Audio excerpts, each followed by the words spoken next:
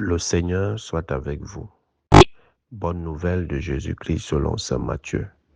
Gloire à toi, Seigneur. Matthieu au chapitre 7, les versets 21 à 29. En ce temps-là, Jésus disait à ses disciples, « Ce n'est pas en me disant, Seigneur, Seigneur, qu'on entrera dans le royaume des cieux, mais c'est en faisant la volonté de mon Père qui est aux cieux. » Ce jour-là, beaucoup me diront, « Seigneur, Seigneur, n'est-ce pas en ton nom que nous avons prophétisé, en ton nom que nous avons expulsé les démons, en ton nom que nous avons fait beaucoup de miracles? » Alors je leur déclarerai, « Je ne vous ai jamais connus. Écartez-vous de moi, vous qui commettez le mal. » Ainsi, celui qui entend les paroles que je dis là et les met en pratique est comparable à un homme prévoyant qui a construit sa maison sur le roc. La pluie est tombée, les torrents ont dévalé, les vents ont soufflé et se sont abattus sur cette maison. La maison ne s'est pas écroulée, car elle était fondée sur le roc. Et celui qui entend de moi ces paroles, sans les mettre en pratique, est comparable à un homme insensé qui a construit sa maison sur le sable. La pluie est tombée, les torrents ont dévalé, les vents ont soufflé, ils sont venus battre cette maison. La maison s'est écroulée et son écroulement a été complet. Lorsque Jésus eut terminé ce discours, les foules restèrent frappées de son enseignement, car il les enseignait en homme qui a autorité et non pas comme leurs scribes. Acclamons la parole de Dieu. Louange à toi, Seigneur Jésus. Bien-aimés de Dieu, chers frères et sœurs en Christ, loué soit Jésus-Christ. Loué soit le saint nom de Jésus-Christ. Bonjour à tout le monde. Aujourd'hui, jeudi, jour consacré à la dévotion au Saint-Sacrement. C'est un jour où tout le monde devrait aller adorer le Seigneur, même si c'est pendant 1 heure de temps. Mais nous constatons que de plus en plus, les églises sont vides le jeudi. Peu de personnes ont le temps d'aller à l'adoration. Or, le Seigneur est présent réellement pendant l'adoration eucharistique. Il nous attend, lui-même nous le dit. Venez à moi, vous tous qui peinez, venez décharger à mes pieds vos soucis, vos fardeaux et tout ce qui va avec. Mais combien ils vont à l'adoration? Nous cherchons les prières puissantes à gauche et à droite. Nous passons le temps à déranger les prêtres et tout et tout. Et pourtant, la solution est là, chaque jeudi. Certaines églises même exposent le Saint-Sacrement tous les jours maintenant. Mais qui a le temps? Personne n'a le temps d'aller adorer le Seigneur, le simple fait de se placer devant le Saint-Sacrement, même si c'est en silence. Le Seigneur irradie ton âme, te purifie. Rien que le simple fait d'être en présence du Saint-Sacrement, c'est déjà une forme de purification. Une forme de purification, de dépouillement. Parce que la lumière qui émane du Saint-Sacrement, les rayons de lumière qui émanent du Saint-Sacrement, au contact avec ton âme, il y a une transfiguration qui s'opère. Mais combien ils vont? On cherche les solutions à gauche et à droite. On va parcourir le globe à la recherche des pasteurs puissants, des évêques, des prophètes et autres. Pourtant, la solution est devant nous, chaque jeudi. C'est également un jour où nous devons avoir une pensée pieuse pour tous nos prêtres, bons comme mauvais. C'est un jour où nous devons prier incessamment pour la sanctification de tous nos prêtres. De tous nos prêtres, qu'ils soient bons, qu'ils soient mauvais. Les mauvais, qu'ils se convertissent, les bons qui continuent à rester constants sur la même voie afin qu'ils ne tombent pas également. Afin qu'ils ne tombent pas également, que de passer le temps à critiquer les prêtres, à saboter, à mal parler d'eux, à parler de leurs péchés, de leurs manquements, de leurs faiblesses, ça ne les aide pas. Au contraire, c'est en priant pour la sanctification des prêtres que vous les aidez et non pas à raconter qu'on l'a vu avec tel, il a fait ceci, il est objet de scandale, il a fait cela. C'est plutôt en priant devant le Saint-Sacrement pour la sanctification de ceux qu'il a appelés à son service. Aujourd'hui, le Seigneur nous dit, ce n'est pas celui qui crie Seigneur, Seigneur, qui sera sauvé. Ce n'est pas celui qui crie Seigneur, Seigneur, qui entrera dans le royaume des cieux. Mais c'est en faisant la volonté de mon Père qui est aux cieux. C'est en faisant la volonté de Dieu. Quelle est la volonté de Dieu? C'est quoi? Aimez-vous les uns les autres. Aimez-vous les uns les autres. Nous ne pouvons pas prier notre Père qui est aux cieux. Mais entre nous, les enfants d'un même Père, c'est la zizanie, c'est la division, c'est la sorcellerie, c'est les mesquineries, c'est les trahisons, c'est les duperies, c'est le mensonge, c'est la tromperie et tout ce qui va avec. Et tout ce qui va avec, c'est la haine, c'est la jalousie, c'est l'envie. Les enfants d'un même père qui reçoivent tout de leur père ne doivent pas se mettre, ne doivent pas être des rivaux. Les membres d'une même famille ne doivent pas se rivaliser, mais ils doivent plutôt être unis pour construire ensemble et s'élever ensemble. Si un a plus, qu'il élève les autres. Mais ce n'est pas le cas. Donc, ce n'est pas en criant Seigneur, Seigneur, en allant dormir à l'église, en faisant tous les pèlerinages et tous les veillées. Mais si ton cœur est noir, si tu n'aimes pas ton frère, si tu fais du mal aux autres, ça ne sert à rien, tu n'entreras pas dans le royaume des cieux. Le Seigneur est clair. C'est en faisant la volonté de Dieu qu'on va entrer dans le royaume des cieux. Cherche d'abord le royaume des cieux et sa justice, et le reste te sera donné en surabondance. Mais nous, on cherche d'abord la surabondance, on cherche l'approbation, on cherche ceci, mais on ne cherche pas le royaume des on ne cherche pas le royaume des cieux. On a le royaume des cieux au bout des lèvres. Seigneur, Seigneur, Seigneur, Seigneur, mais le vécu est différent. Le cœur est noir. Le cœur est noir comme le charbon calciné. Le cœur est noir. Ce n'est pas en se baladant avec le chapelet en main que forcément on croit en Dieu. Que forcément on croit en Dieu.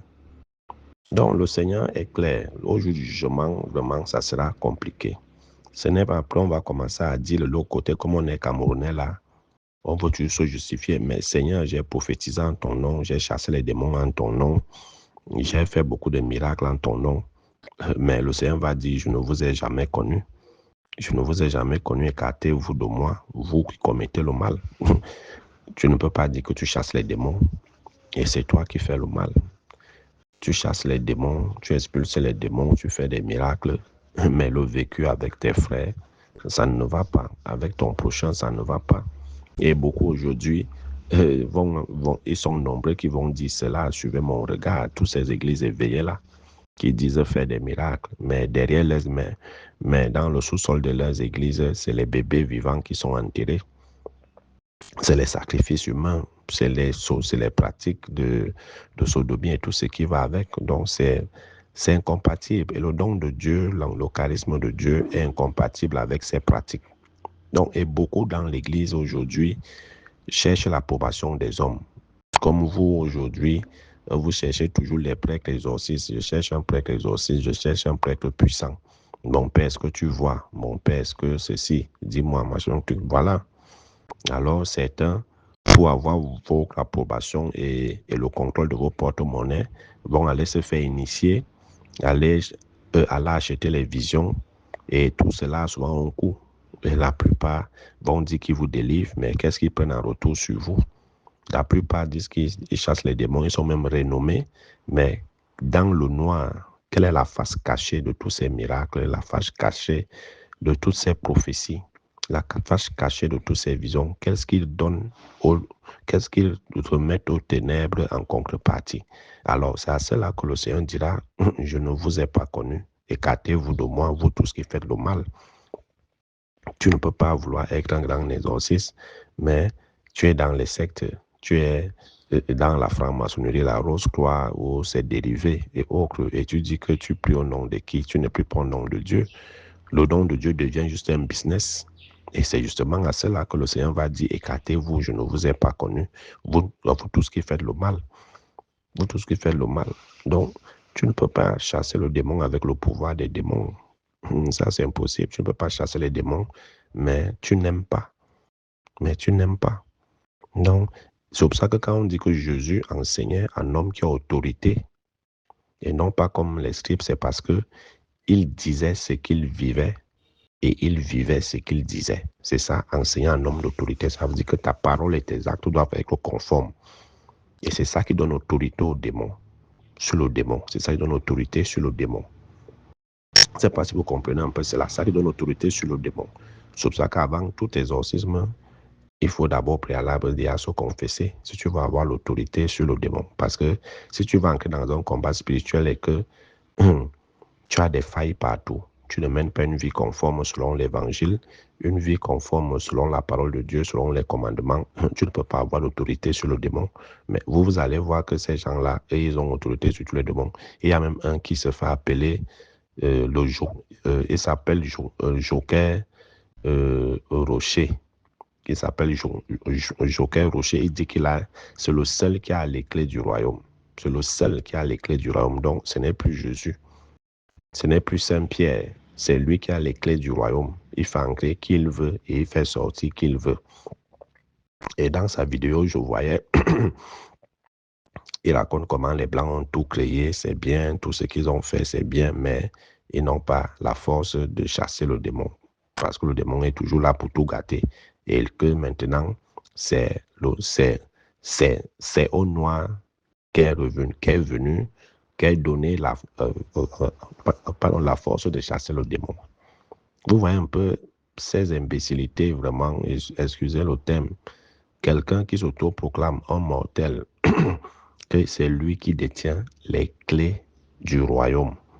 C'est-à-dire, c'est lui qui a les clés du ciel, sur terre, le seul. Même Pierre qui est placé au portail du paradis, ce n'est pas Pierre, c'est lui. Il s'appelle Joker Rocher. Voilà donc vos pasteurs que vous suivez. À cela, le Seigneur va dire, je ne vous ai pas connu, écartez-vous pour tous qui faites le mal. Une telle prétention, un tel orgueil, qu'est-ce qui se cache derrière? Qu'est-ce qui se cache derrière? Donc, faisons attention. Faisons attention à tout ce qui brille tout là. Voilà, Kangouka est arrivé ici au Cameroun. Après là, où sont les miracles de Kangouka? Mais ceux qui disent avoir été guéris, ils sont où maintenant? Et Kangouka lui-même, il est où maintenant? Son application que tout le monde suivait est où maintenant? Vous voyez, à cela, le Seigneur va dire, écartez-vous de moi, vous tous qui faites le mal. Combien d'énergie il est venu ramasser ici, les destinées des gens qui ont été substitués ce jour-là? Combien?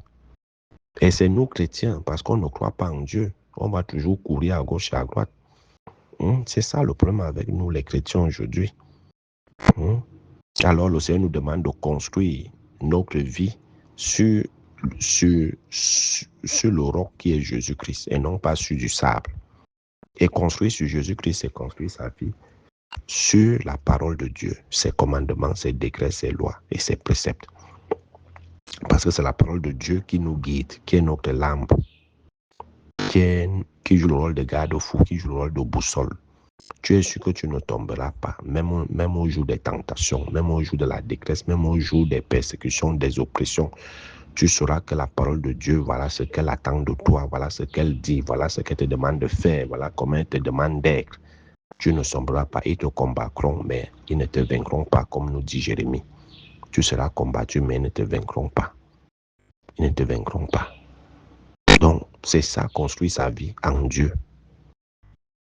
Pas sur le matériel, pas sur des choses éphémères. C'est pour ça qu'il prend cette parabole. La différence entre un homme qui construit sur le roc, qui est Jésus, et un autre sur le sable. Quand les pluies dévalent les ocres, la maison reste solide, mais si elle est construite sur le sable, quand les pluies, les torrents, les vents dévalent les ocres, paf, la maison s'écroule et son effondrement est complet. Regardez tous ceux qui disent qu'ils ne croient pas en Dieu et qui mal parlent de Dieu, comme regardez souvent leur fin, ou tous ceux qui servent le diable, regardez comment ils finissent souvent. Tous ceux qui disent qu'ils font le mal, que le mal c'est leur ADN, regardez comment ils finissent souvent très mal. Mais toi qui es enraciné en Dieu, ta fin sera toujours glorieuse, même si tu meurs dans la pauvreté, mais tu auras toujours une fin glorieuse. Tu auras la grâce d'une bonne mort. Donc, chers frères et sœurs, croyons véritablement en Dieu. N'ayons pas Dieu sur les lèvres, mais que Dieu soit même dans nos pratiques. Comme Jésus, partout on passe, qu'on fasse le bien. C'est ça que Jésus attend de nous, la charité. La charité, aimez-vous les uns les autres. Faites du bien à tout le monde. Priez pour vos ennemis. Priez pour leur conversion. Ne rendez jamais le mal par le mal. Et non pas passer le temps à chanter dans les églises, à avoir la louange, à mettre les musiques de louange, à marcher avec les gros chapelets au cou, à porter les grosses croix et tout. Mais au fond, on est noir, on est mauvais, on fait des mauvaises choses. C'est incompatible avec le royaume de Dieu. Donc faisons attention. Comme ce peuple d'Israël, à chaque fois qu'il a tourné le dos à Dieu, il y a toujours eu la déportation. Quand tu fais ce qui n'est pas bien, Dieu te laisse à la merci du mauvais parce que ce sont tes actes qui t'exposent toi-même. Et le mauvais va te déporter de ta destinée pour un autre lieu qui n'est pas ce que le Seigneur a prévu pour toi, comme ce qui se passe dans la première lecture. Donc, chers frères et sœurs en Christ, aimons Dieu, que Dieu ne soit pas seulement au niveau des lèvres, mais qu'il se voit, mais qu'il se laisse voir à travers nos actes, à travers notre vécu quotidien, à travers nos relations interpersonnelles. Loué soit Jésus-Christ à jamais.